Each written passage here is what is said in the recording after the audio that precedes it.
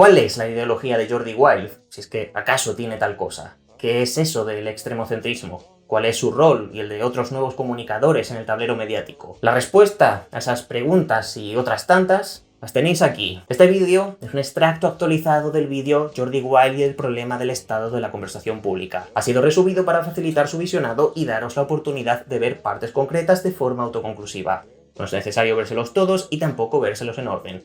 En cualquier caso, en la descripción tenéis la lista ordenada de vídeos y también el vídeo original. Porque, por ejemplo, os voy a decir una cosa que no tiene ninguna lógica y que la ciencia no puede explicar. El amor.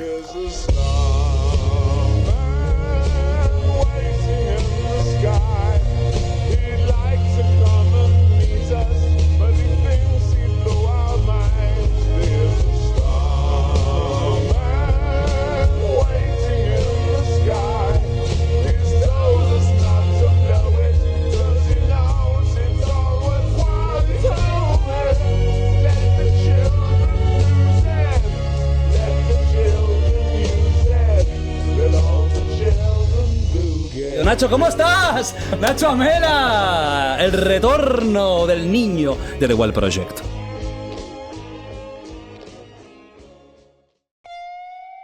La ideología de Jordi Wild, anatomía de un extremocentrista.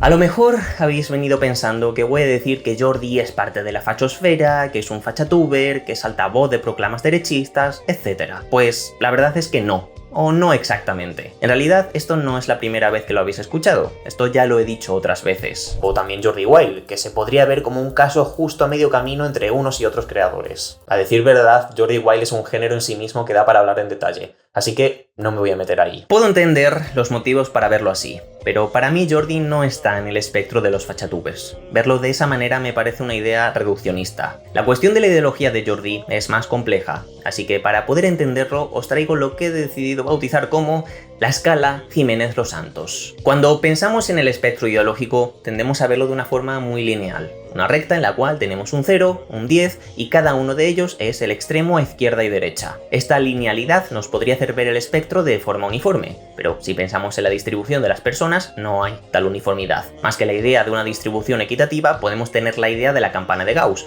con una tendencia a concentrarse en el centro y alejarse a los extremos. Aquí estoy hablando de un hipotético muy hipotético. No estoy definiendo ni qué es lo que se queda más a la izquierda y derecha, ni tampoco dónde estaría ese supuesto centro ideal. Ese no es el tema ahora. Aunque la campana de Gauss nos acerca a una representación más realista de ese espectro, todo esto sigue siendo un tratamiento demasiado matemático de una cuestión tan humana. En la realidad, la distribución será menos homogénea. Y no solo eso, sino que nos encontramos diversos puntos a lo largo del espectro donde hay más acumulación.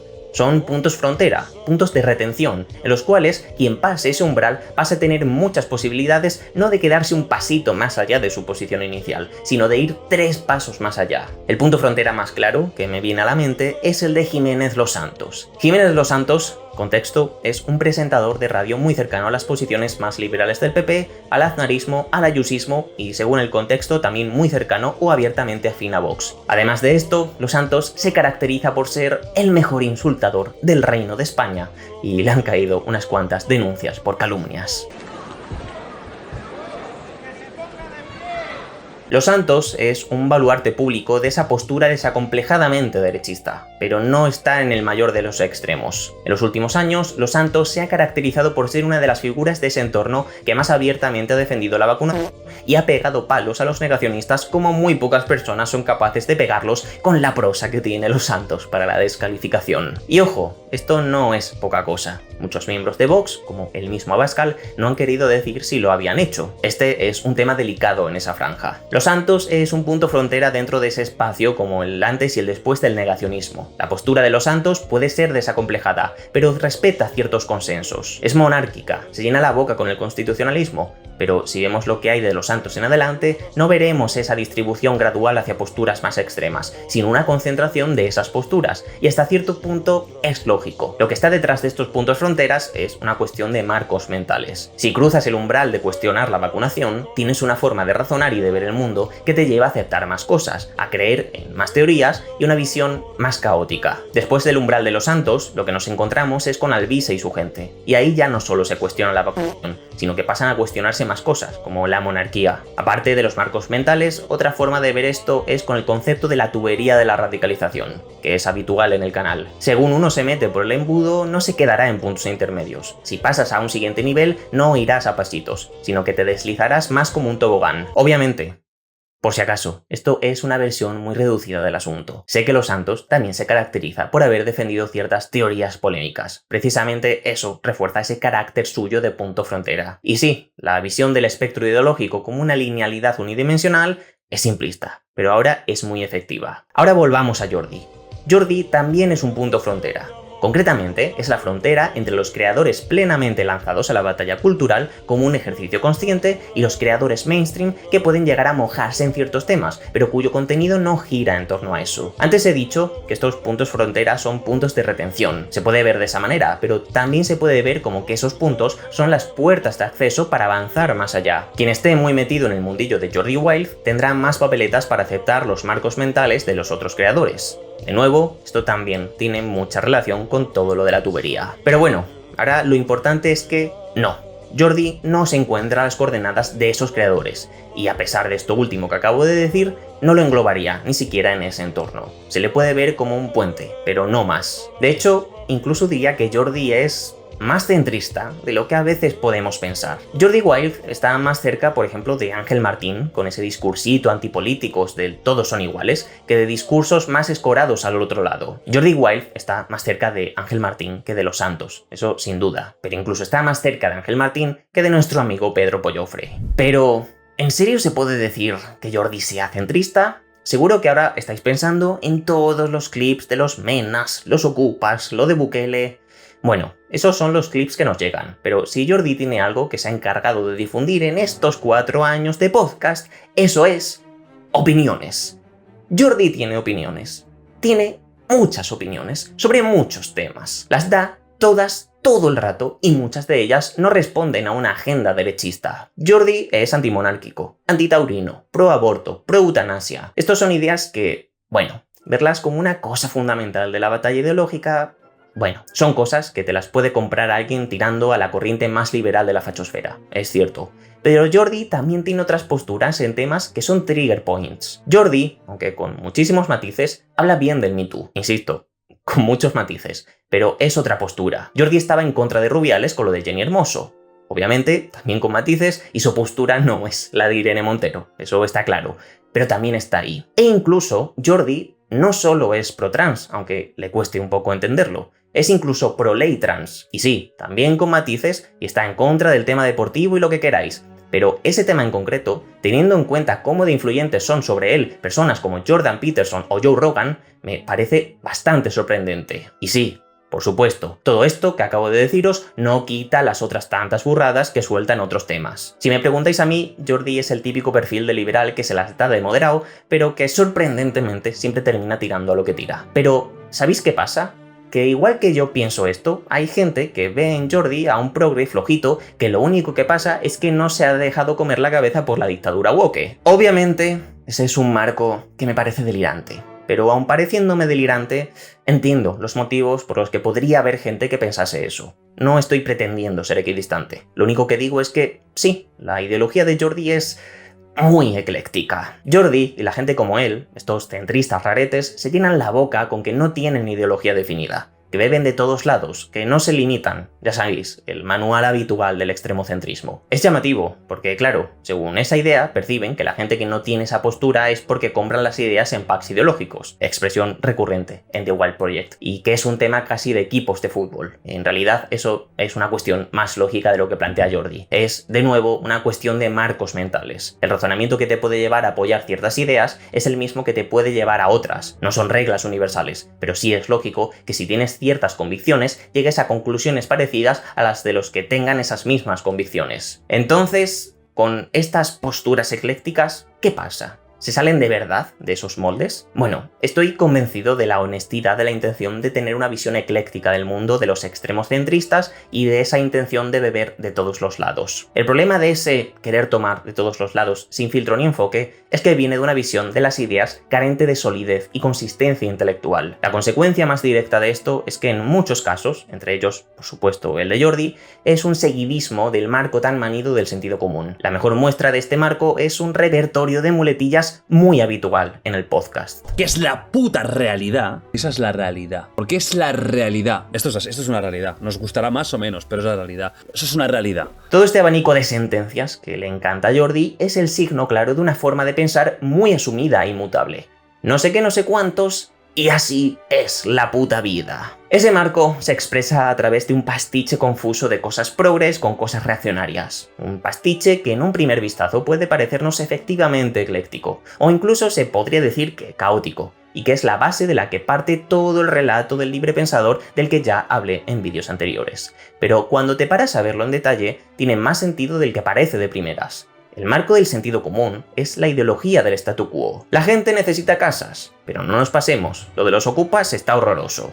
A favor de los derechos LGTBI, que se casen y todo eso, pero tampoco es de recibo cuando se pasan en el orgullo. Esta, más que de Jordi, es muy típica de Dross. A favor de los derechos trans, pero lo de los deportes es injusto. A favor del feminismo, y lo del Me Too, bueno, tenía que hacerse. Pero se fue de las manos y ¡ay, madre mía! Con el género neutro, que nos volvemos todes loques. ¡Oh! Y la mítica. El capitalismo es el menos malo de todos los sistemas. Esa es Check Premium. Así podríamos seguir con un montón de mantras que repiten en bucle y que cumplen el mismo patrón. Las cosas no terminan de funcionar, pero el análisis que elaboran nunca termina de apuntar a cuestiones estructurales. A partir de aquí, y con la idea del extremocentrismo como ideología del statu quo, hay ciertas cosas que toman todo el sentido. El fetiche que tienen con la cuestión de la crispación y la polarización es seguramente el signo más obvio.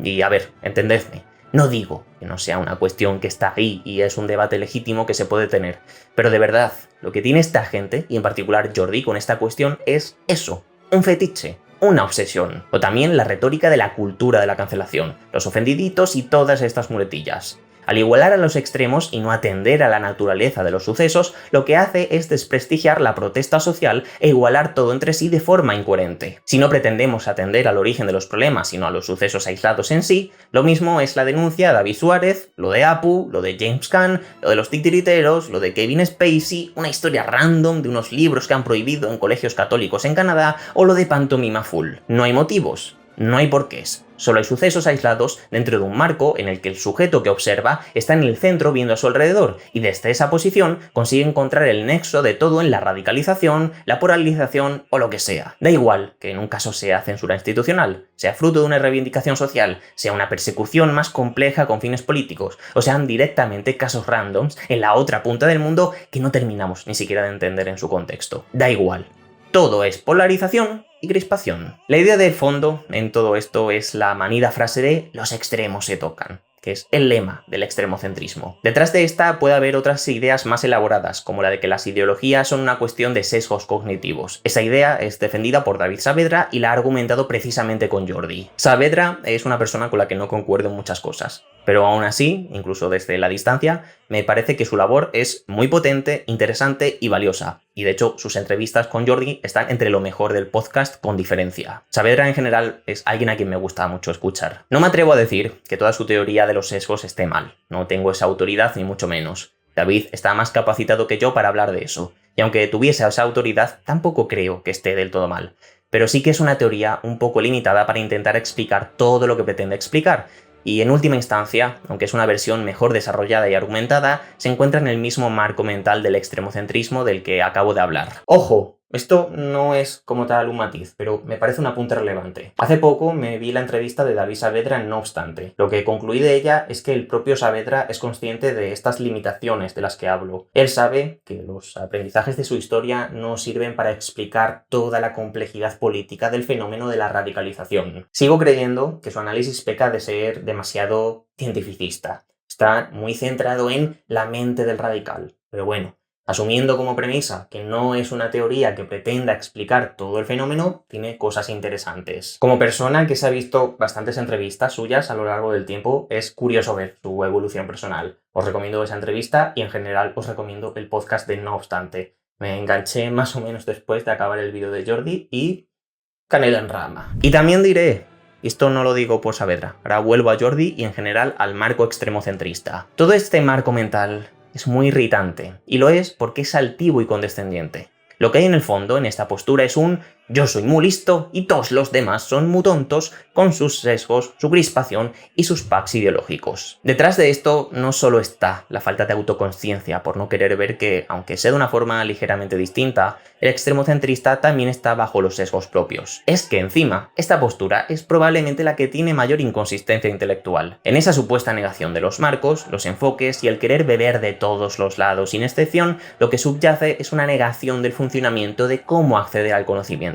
Para conocer y comprender es necesario un enfoque, una cosmovisión que articule, dé sentido y permita procesar la información recibida. Lo contrario es una puerta de entrada perfecta para muchas majaderías. Todo esto no significa que no se deba escuchar opiniones contrarias. Esto es una cosa tramposa que usan a su favor. Se pueden escuchar opiniones contrarias, pero lo honesto es hacerlo sin negar la necesidad del enfoque. Finalmente, otro efecto derivado de esta forma de tratar los marcos e ideas es que puede tener el propósito de confundir. Puede parecer que hay una intención de embarrar el terreno para introducir ideas reaccionarias. ¿Cómo me vas a decir que soy de derechas si estoy a favor de no sé qué? ¿Cómo vas a decirme que soy racista si tengo amigos de no sé dónde? ¿Cómo vas a decirme que soy machista si he entrevistado a no sé quién? Bueno, es cierto que todo esto introduce esa confusión que embarra las discusiones y permite desviarlas a temas que no son los centrales, pero no hablaría de propósito o intencionalidad, no al menos por parte de Jordi. Es algo que está ahí y que Jordi instrumentaliza a su favor, pero no como algo premeditado, sino como una consecuencia natural de su propio marco mental. Me creo de verdad que Jordi se piense que por entrevistar a un ex-nazi o a una activista africanista deje de tener actitudes racistas. Es una idea propia de un perfecto merluzo, pero en cualquier caso no es intencional. Habiendo desarrollado ya la postura personal que ocupa y representa Jordi, podemos pasar a ¿cuál es el papel de Jordi en el tablero mediático? Sobre Jordi he escuchado que es un altavoz de dog whistles. Bueno, en calidad de ser el chavalito que explicó el concepto de dog whistle a través de Little Dark Age, he de decir que se está empezando a usar el concepto de dog whistle por encima de nuestras posibilidades. El dog whistle es una cosa más acotada. Por ejemplo, soltar una parida sobre los menas no es un dog whistle, porque ahí no hay un mensaje oculto, ahí el mensaje es claro. Pero además, en el dog whistle, considero, esto lo podemos debatir, tiene que haber una intencionalidad expresa para poder llamarlo como tal, y eso Jordi no lo hace. Jordi no coloca mensajes y consignas en el debate público con una intención de... No. Ya lo he explicado antes, la intención detrás del extremocentrismo de Jordi, aunque tengan muchos problemas, es honesta en su intención de partida. Antes expliqué que la ausencia de un enfoque bien definido que permita procesar la información recibida es una puerta de entrada perfecta para muchas majaderías. Bien, pues aquí nos encontramos con el primero de los ejemplos. No es que Jordi emita dog whistles, es que a Jordi le llegan dog whistles y él los replica. Jordi no actúa como fuente, actúa como repetidor. Jordi recibe inputs, recibe consignas, les suenan bien, les convence y las replica. El caso más mítico es el del discursito de la debilidad y la mítica frase tiempos difíciles, hombres fuertes, bla bla bla, que el propio Jordi replica un montón y llega a usar en Así es la puta vida. Sí es cierto, ojo, que unas cuantas de las ideas contenidas en ese dog whistle son ideas que Jordi apoyaría. Cierto concepto de la decadencia de los tiempos modernos, una visión de la penosidad y el sufrimiento como una fuente de virtud, una glorificación de la fortaleza en abstracto que blanquea el belicismo. La frasecita da para un vídeo propio, la verdad. Pues sí, todo eso Jordi lo puede más o menos apoyar y por eso le ha calado tanto esa idea. Pero cuando Jordi la difunde, estoy convencido que no es consciente de todo lo que implica. Y lo más importante, es muy fácil trazar de dónde le viene esto a Jordi. Ya lo dije antes, Jordi está profundísimamente influido por Joe Rogan, cosa que reconoce abiertamente, y también por Jordan Peterson.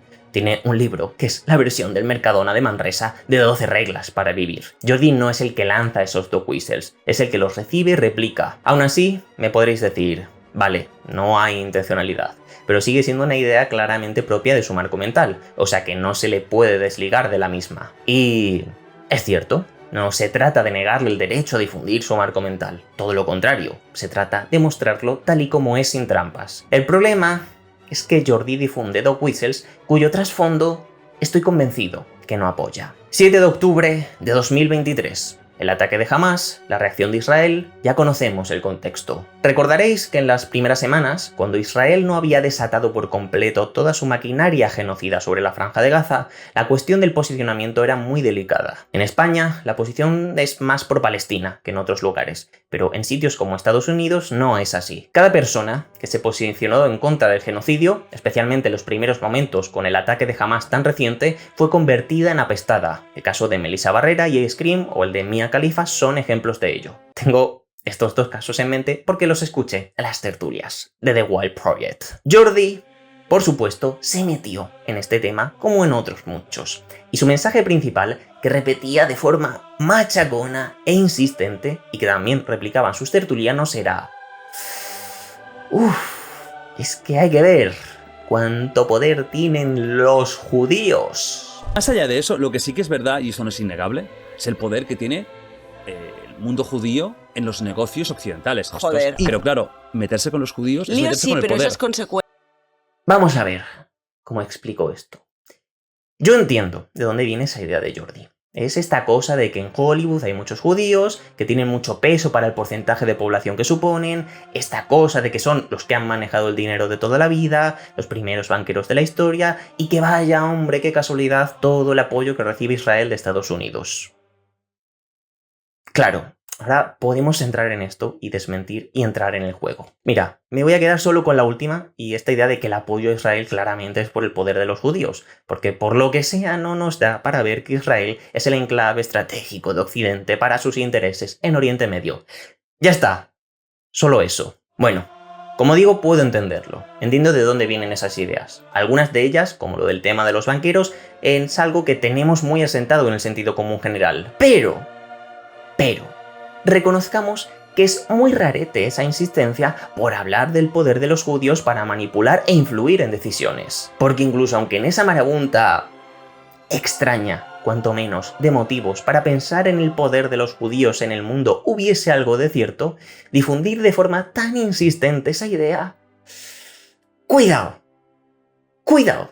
Solo cuidado. Lo único que falta es el tema de los judíos. O sea, el día que se atrevan a hablar de la cuestión judía, ya está. Cuando no tienes enfoque y no tienes un marco, te conviertes en una pista de aterrizaje de ideas que vienen de agendas muy concretas. Hay otras personas que sí tienen marcos claros, que sí tienen mensajes, que sí tienen propósitos y que son capaces de introducir sus ideas en el discurso público bajo formas suavizadas que te puede comprar el libre pensador bien pensarte de turno y que son la puerta de entrada a normalizar otras ideas a futuro. Toda esta pose canallita de infante terrible, de ser el que dice las cosas tal y como son porque... así es, la puta vida es la excusa perfecta para decir cosas que no estoy diciendo ni siquiera que no puedan tener su parte de verdad, porque la mejor forma de meter una trola es mezclarla con algo cierto. Pero insisto, que ese es un mensaje que manda cierta gente de forma interesada, también es un hecho, y así es la puta vida. Y en esa réplica machacona del mensaje dulcificado es donde se siembra el terreno para el mensaje real de fondo. Las consecuencias de todo este proceso que acabo de describir, y esto es crucial, son exactamente las mismas, tenga o no Jordi de intención o sea o no un tonto útil. La intencionalidad sería un agravante a nivel personal, pero precisamente por eso no me interesa centrar esto en Jordi. Esto no tiene que ver particularmente con su persona. A lo sumo esto tiene que ver con su responsabilidad, o mejor dicho, con su irresponsabilidad, que es algo de lo que hablaré dentro de poco. La responsabilidad del papel de Jordi en este proceso nada tiene que ver con su intención. En este análisis estoy salvando mucho a Jordi. Lo máximo que he dicho es que, si me preguntáis a mí, Jordi es el típico perfil de liberal que se las da de moderado, pero que, sorprendentemente, siempre termina tirando a lo que tira. Sí, evidentemente Jordi tiende más al derechismo bajo mis estándares, pero soy consciente de mi sesgo, y lo que he hecho a partir de ahí es plantear un enfoque donde le reconozco la honestidad en su postura. Por cierto, tema sesgo. La puta tabarra que me habéis dado con eso... ¡Santo Dios bendito! A ver si así os queda claro. Yo no niego mis sesgos. No estoy invalidando la existencia de los sesgos. Yo lo que hago es exactamente lo contrario. Yo defiendo la necesidad del sesgo, porque eso que algunos llaman sesgo no es otra cosa que el enfoque desde el que analizamos. Lo que digo es que negar que tenemos sesgos y enfoques es ser intelectualmente deshonestos. Por eso es bueno que existan todos. La estrategia no es decir, pues entonces no veo ninguno, porque como todo el mundo tiene algo de lo que me va a informar mal, todos son los mentirosos, no veo ninguno. Lo lógico es decir, no, al revés. Como cada uno tiene algo que no me va a contar, pues por eso intente usted, si quiere de verdad estar bien informado, coger un poco de aquí, un poco de acá y construirse el ecosistema. Porque no es malo los sesgos. Lo malo es que no hubiera. Y hablando precisamente de honestidad, vuelvo a Jordi. Le he reconocido a Jordi honestidad en su postura extremocentrista por dos motivos. El primero es porque, como he dicho hace un momento, para la crítica que planteo no necesito dudar de su honestidad o su intencionalidad. Incluso, en el mejor de los casos, lo que le critico se sigue aplicando. Y el segundo es porque a nivel personal me creo realmente la honestidad de Jordi. O como mínimo, no tengo motivos para no creerla. Ahora bien, me estoy centrando mucho en Jordi como persona, pero quiero reconocer algo. Fuera de lo que es el propio Jordi, las coordenadas del extremocentrismo sí suelen tener una tendencia clara e innegable al derechismo. Ya habrá tiempo para hablar de eso que se ha bautizado como el Jordi Wild State of Mind. Ahora, por no meternos ahí, solo diré que, aunque Jordi encarne muchas de las cosas de las que estoy hablando y hablaré, él como persona no es necesariamente el mejor ejemplo de todo ello. Ahora bien, si nos paramos a ver a su audiencia, la cosa cambia. Para el primer capítulo de esta temporada, Jordi Motherfucking Will te vamos a dejar seco, llevó a María Corina Machado. Si os metéis en el chat de ese vídeo, veréis a gente celebrándolo, emocionada, agradecida. Vale. A mí se me hizo un poco peñazo por lo previsible que fue la entrevista. Jordi es el primero que no quiere entrevistar a políticos por algo, pero eso es lo de menos. Es un testimonio igualmente valioso. No tengo problema con eso. Un mes y medio después, Jordi hizo un especial de las elecciones de Estados Unidos y contó con un asesor cercano de Biden. ¿Qué creéis que hay en ese chat? También felicitaciones y agradecimientos por un testimonio tan desde dentro de la política estadounidense. Pues no. En este caso, el 100% de lo que he leído es criticando la selección del invitado. Y la gran mayoría, además, casualidad, es criticando la imparcialidad del invitado. Este episódico tiene una posición política muy marcada. La objetividad le persigue, pero él es más rápido.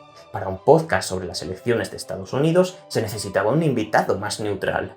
¿La semana que viene traerás a un republicano para compensar? Ahora podríamos jugar la misma trampita y decir que a la semana siguiente de María Corina, Jordi tendría que haber llevado a un chavista. Pero no voy a caer en el mismo razonamiento de merluzo. No sé si esta gente a título individual es honesta o si se dan cuenta de su sesgo. Tampoco me importa demasiado. Lo que sí es que me hace bastante gracia por el descaro que tienen. ¿Para qué negarlo? Y bueno, aunque sigo sin negar la honestidad de Jordi, que de una forma tan clara y contundente el tipo de audiencia que sintoniza con Jordi sea este, sí que creo que nos revela ciertas cosas. Todo lo dicho hasta ahora es buen ejemplo del papel que gente como Jordi juega en el tablero político y mediático. Cuando pensamos en la ventana de Overton, es habitual, por el auge de los movimientos ultras en los últimos años, pensar en cómo se amplía esta por los extremos. Figuras como Alvise o Zemmour tiran de la manta moviendo el tablero. Al aparecer un nuevo punto más extremo que los precedentes, sus ideas no van a pasar a estar en la centralidad del tablero, pero sí que hacen que la percepción de esa centralidad vire a su favor,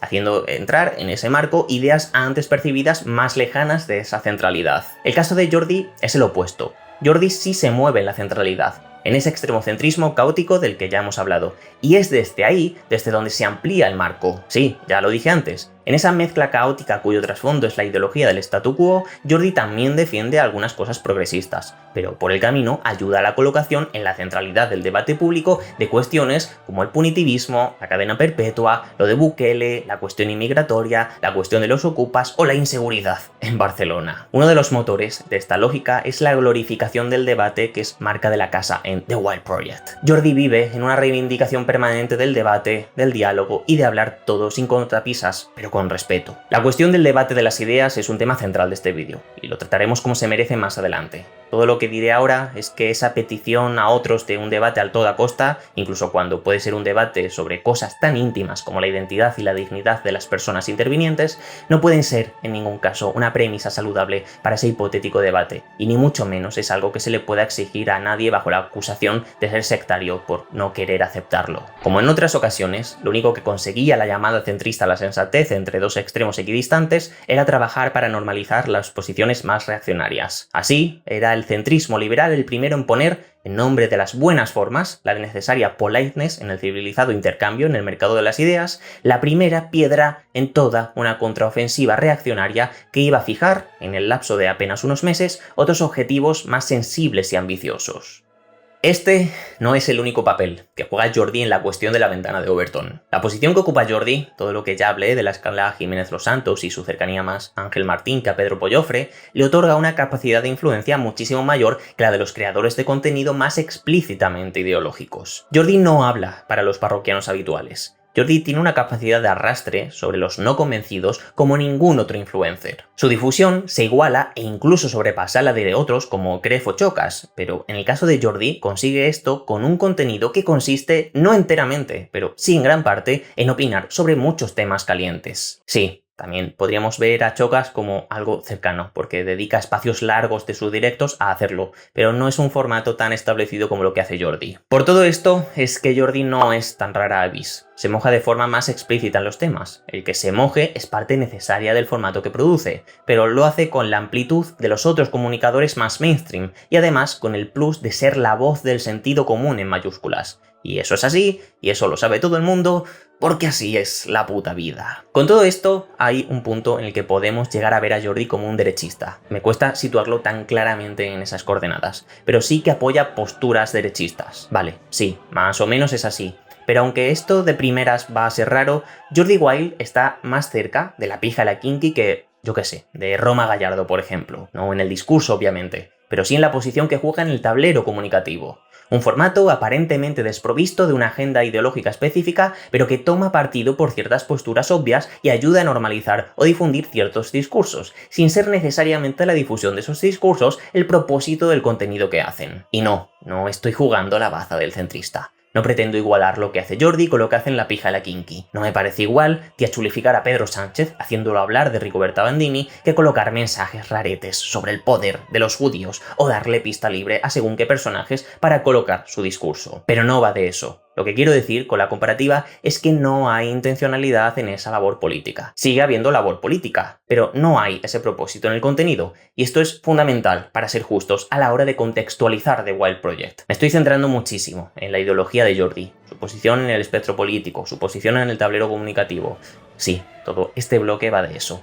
Pero quiero ser justo, esto no es ni mucho menos el contenido mayoritario de The Wild Project. Podemos tener cierto sesgo por sus clips más virales y polémicos, pero los temas de The Wild Project van más allá y ya llegará el momento de tratarlos. Si me he escuchado todos los putísimos episodios era también para romper precisamente el sesgo del cherry picking. De todas formas, otra cosa diré.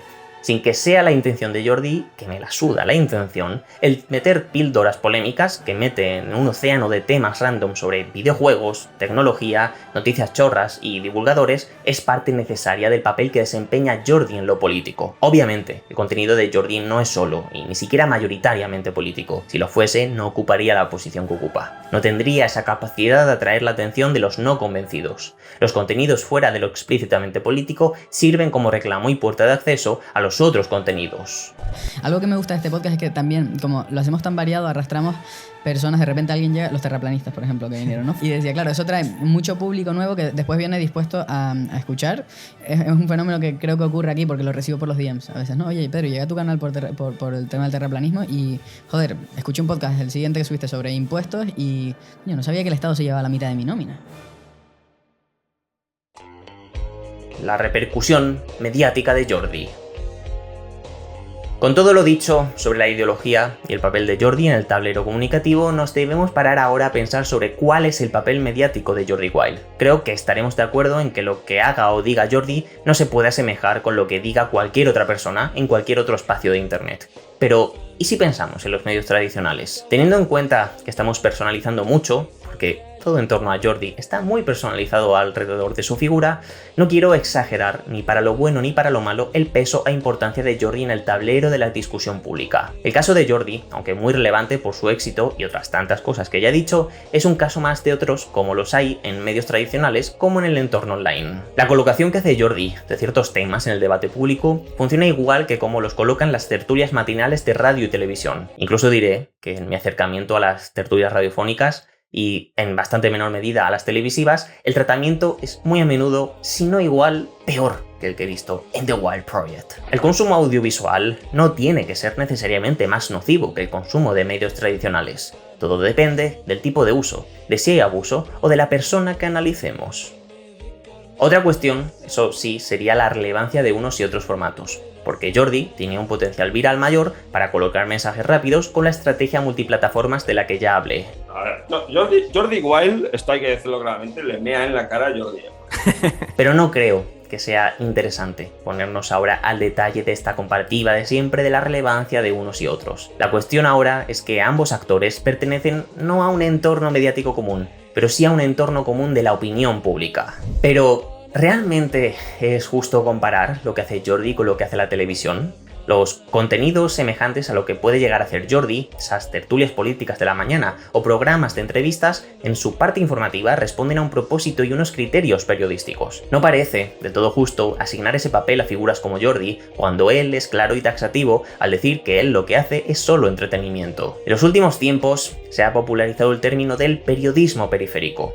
Este hace referencia a nuevas formas de comunicación y de producción de contenido muy ligadas al online, que usan los códigos y la narrativa del periodismo tradicional, pero sin los criterios deontológicos de la profesión. El mejor ejemplo de esto, más que en Jordi, lo tuvimos a principios de 2024 con el caso de Luisito Comunica y la famosa cárcel de Bukele. No voy a desarrollar mucho al respecto. Si os interesa el asunto, os dejo un vídeo en pantalla y en la descripción que lo aborda bastante bien. Por no desviarme del tema de este vídeo, que es Jordi, la cuestión es que lo que hace Luisito, o lo que hizo también por las mismas fechas Lethal Crisis, responde también a un interés innegablemente periodístico e informativo. Puede tener un fondo de entretenimiento y ser un punto medio entre un reportaje tradicional y un formato propio de la era digital. Mientras, en el caso de Jordi, en su contenido, el componente del entretenimiento tiene mucho más peso que los reportajes de Luisito o Lethal Crisis. Sí, pero eso no puede ser excusa para negar el componente informativo y periodístico por mucho que a Jordi le incomode esa etiqueta. Si entrevistas al comisario Villarejo, indudablemente estás produciendo una entrevista de interés periodístico. Y también si entrevistas a Junqueras, a Piqué, a Topuri, a Ferran Torres o, como todo parece indicar que va a ocurrir, a Bukele. Por mucho que Jordi no se quiera hacer consecuente con la relevancia del proyecto que ha montado, eso no hace que la relevancia desaparezca. La consecuencia más directa del periodismo periférico ya la hemos dicho.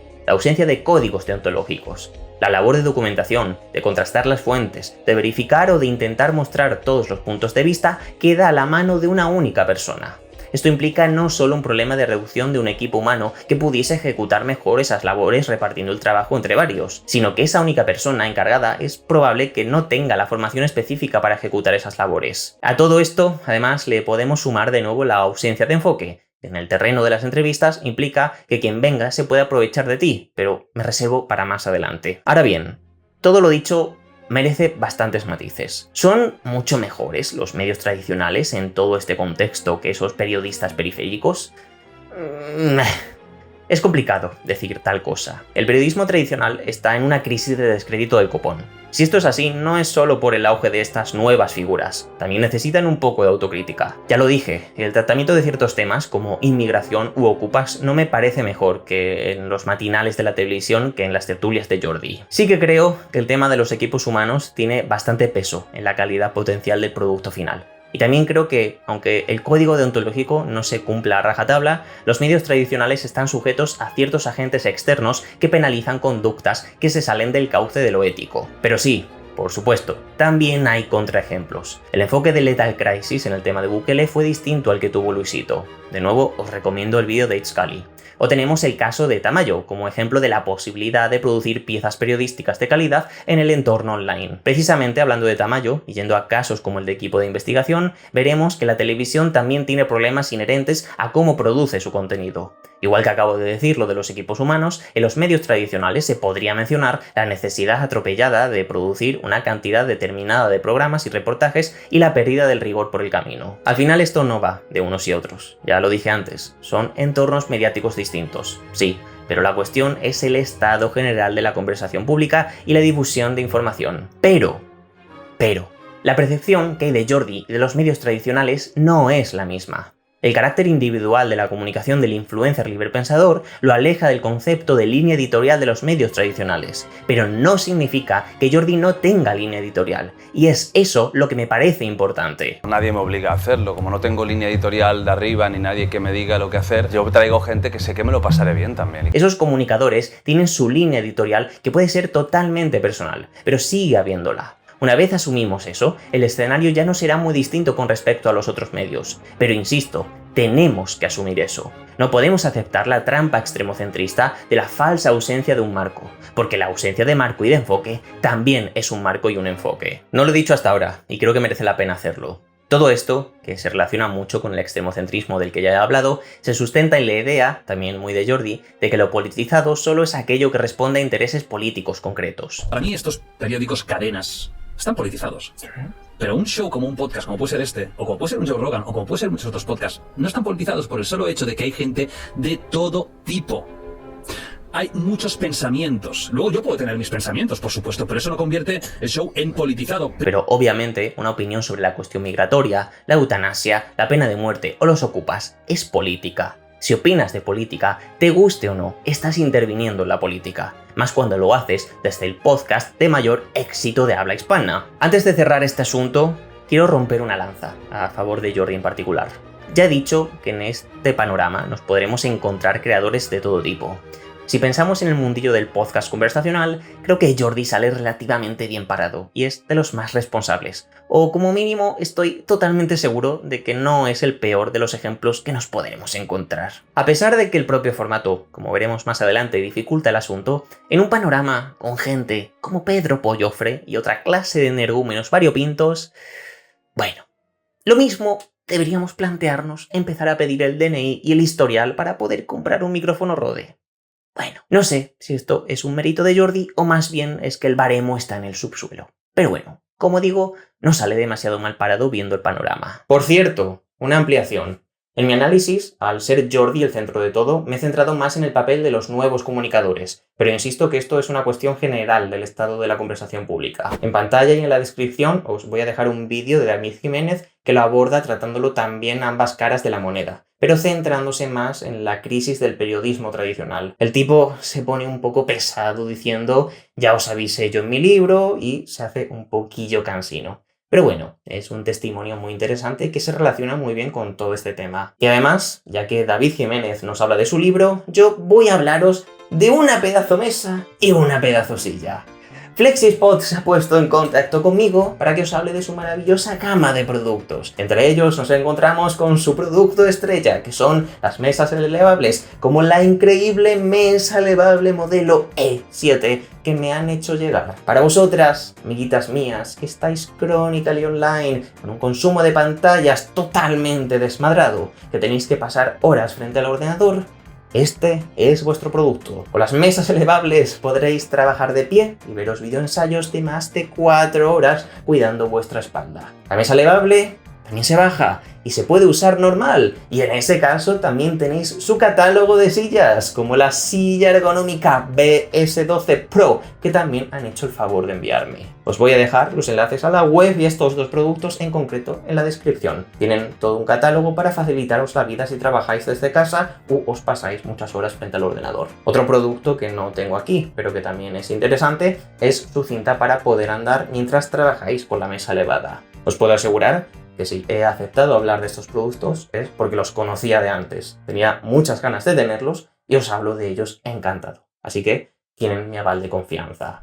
Ya he entrado de refilón en la cuestión de la responsabilidad de Jordi, pero merece la pena pararnos de forma un poco más detenida. Si le preguntásemos a Jordi sobre su responsabilidad, creo que os lo podéis imaginar, no consideraría en absoluto que tenga tal cosa. Incluso diría que es algo que le irrita. Puedo pensar lo que sea, pero yo iba a centrar mi reportaje. Pero es que no es nuestro objetivo, ni el mío. Yo tampoco cuando traigo aquí, yo no soy periodista. No, bueno, pero lo hablo aquí en debate. Aquí. Yo soy de los que piensa que yo no estoy para educar a nadie, que eduquen los padres y los tutores. Pero yo estoy para sin embargo, entretener. estás haciendo un podcast que traes gente de divulgación y todo eso también. Porque me gusta a mí. No hay otra razón que esta. Es lo que hago yo un poco aquí también. Es un podcast de entretenimiento. No es un podcast informativo. Claro. Y también se tiene que comprender que en un sitio de entretenimiento, que la gente, ya os lo expliqué un día, The Wild Project no es un noticiero. El carácter periodístico de lo que hace Jordi, aunque tampoco le gusta esa etiqueta, ya he explicado por qué ese carácter es innegable, acarrea un grado especial de responsabilidad. E incluso si no existiese tal carácter, solo con la relevancia mediática que tiene, eso acarrea un grado de responsabilidad. Ahora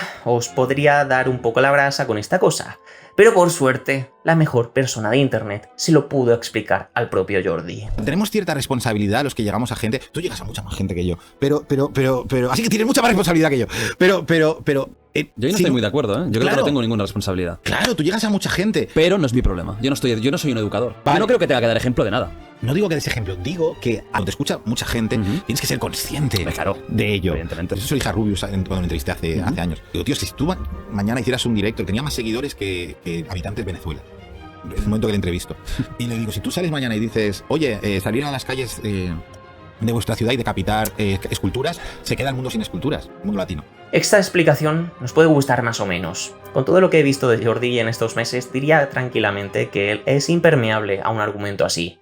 Jordi no va a cambiar su postura ni un ápice en un tema como este. Esa es una rigidez que creo que demuestra ciertas cosas, pero en este momento le doy plena carta de validez. Él tiene clara su postura y es legítimo, pero ¿sabéis lo que pasa?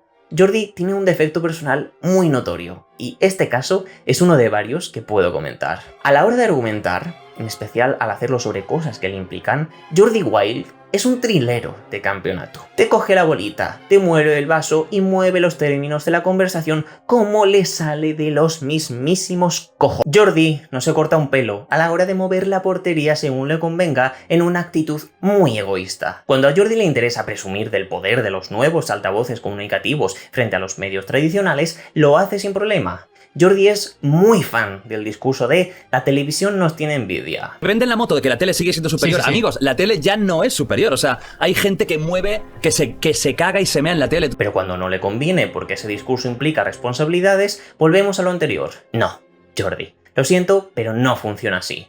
Si eres el podcast número 1 en escuchas en habla hispana en todas las plataformas y además presumes con motivo de ello, no puedes negar que eso acarrea una responsabilidad. Tú puedes elegir no hacerte responsable de las consecuencias que tiene lo que haces en el espacio sobre la conversación pública, y eso podría acarrear una crítica posterior, pero por mucho que no lo quieras, sigues teniendo esa responsabilidad. O como mínimo, si no estás dispuesto a asumir tal cosa, ten un poquito de pudor al achacar defectos a los medios tradicionales y al echarte flores a ti y a otros creadores como los que les estáis comiendo la tostada con el grandioso trabajo que hacéis. Y es que además, realmente, por mucho que lo niegue, Jordi es consciente de su relevancia y sí aplica esa responsabilidad para el bien. De forma muy habitual, Jordi se esfuerza en hablar de temas que considera muy relevantes por la posición que ocupa, como por ejemplo en temas sobre salud mental. No tengo ningún problema en reconocerle la buena labor que hace con ciertas cuestiones, pero me parecería indigno reconocerle lo bueno de ese ejercicio de responsabilidad sin señalar las situaciones en las que reniega de dicha responsabilidad y se la suda. Eso, Jordi, es la ley del embudo.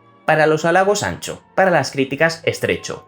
Pues no. Para los del fondo de la clase que no estáis tomando nota y lo mismo os habéis perdido y me venís en comentarios a marear la perdiz. No. Todo el asunto de la responsabilidad no significa que Jordi se tenga que cohibir o tenga que haber una censura de sus opiniones o entrevistados. Se trata solo de ser consecuente con el altavoz del que él mismo presume a menudo. La responsabilidad de Jordi tampoco es la de cualquier otra persona, por si alguien viene con reduccionismos y me dice que eso se nos aplica a todos en internet. Bueno, personalmente sí que creo que todos deberíamos tener cierta responsabilidad con lo que decimos en redes. Pero no se trata de alimentar un estado de hipervigilancia chungo y una criba de opiniones o actitudes aceptables. Ni siquiera creo que el caso de Jordi sea asemejable a otros más cercanos en repercusión. Pienso por ejemplo en el Chocas, que también se caracteriza por soltar lo primero que se le pasa por la cabeza al principio de los directos. Lo de Chocas, sin parecerme bien, me parece que tiene ciertos salvoconductos. Su contenido es otro, y entre medias él opina lo que le parece sin filtro. En el caso de Jordi, el hecho de opinar va en la esencia del contenido y el formato.